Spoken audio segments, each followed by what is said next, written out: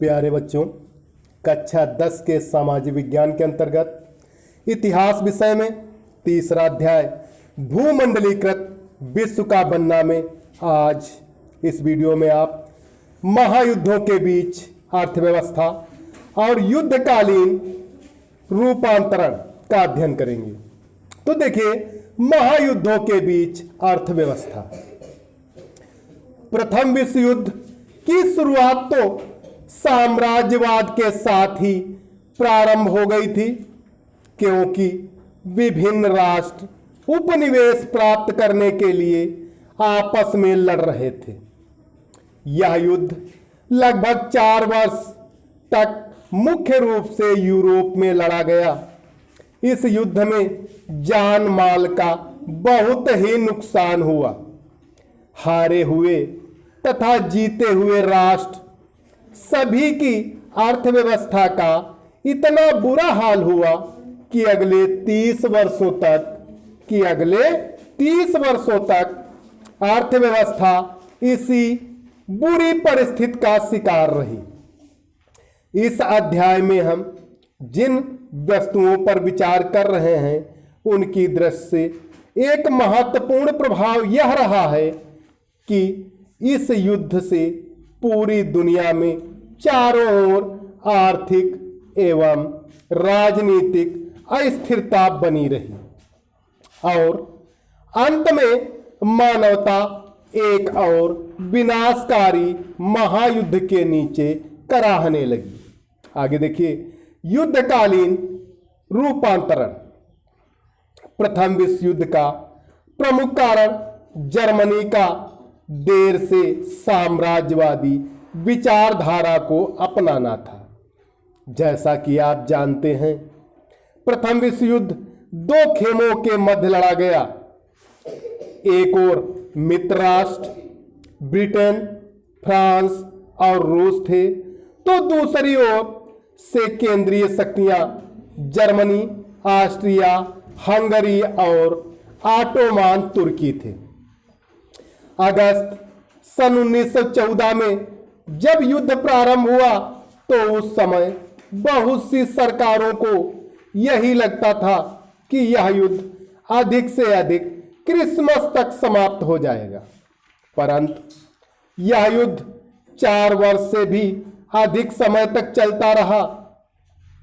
मानव सभ्यता के इतिहास में ऐसा भीषण युद्ध पहले कभी नहीं हुआ था। इस युद्ध में विश्व के सबसे अगुआ औद्योगिक राष्ट्र एक दूसरे से लड़ रहे थे और अपने शत्रुओं को समाप्त करने के लिए उनके पास बेहिसाब आधुनिक औद्योगिक शक्ति एकत्रित हो चुकी थी। यह प्रथम आधुनिक औद्योगिक युद्ध था। इस युद्ध में मशीन गनों, टैंकों, हवाई जहाजों और रासायनिक हथियारों का बड़े पैमाने पर उपयोग किया गया। ये सभी हथियार आधुनिक विशाल उद्योगों की देन थी। इस युद्ध के लिए दुनिया भर से असंख्य सिपाहियों की भर्ती की जाती थी और उन्हें विशाल जलपोतों तथा रेलगाड़ियों में भरकर युद्ध के मोर्चों पर ले जाया जाता था। इस युद्ध ने मौत और विनाश की जो विभीषिका रची, उसकी औद्योगिक युग से पहले और औद्योगिक शक्ति के बिना कल्पना नहीं की जा सकती थी। युद्ध में 90 लाख से अधिक लोग मारे गए और 2 करोड़ लोग घायल हुए। मृतकों और घायलों में से अधिकतर कामकाजी उम्र के लोग थे। इस महाविनाश के कारण ही यूरोप में कामकाज लायक लोगों की संख्या बहुत ही कम रह गई। इस कारण परिवार के सदस्य कम हो जाने से युद्ध के बाद परिवारों की आय भी घट गई थी। इस विश्व युद्ध में युद्ध संबंधी सामग्री का उत्पादन करने के लिए उद्योगों का पुनर्गठन किया गया। युद्ध की आवश्यकताओं के मद्देनजर पूरे के पूरे समाज को बदल दिया गया। पुरुष युद्ध मोर्चे पर जाने लगे तो उन कार्यों को संभालने के लिए घर की महिलाओं को बाहर आना पड़ा, जिन्हें अब तक केवल पुरुषों का ही कार्य माना जाता था। इस विश्व युद्ध के कारण दुनिया की कुछ सबसे शक्तिशाली आर्थिक शक्तियों के मध्य आर्थिक संबंध टूट गए। अब ये देश एक दूसरे से बदला लेने पर उतारू थे। इस युद्ध के लिए ब्रिटेन को अमेरिकी बैंकों और अमेरिकी जनता से बहुत अधिक कर्जा लेना पड़ा।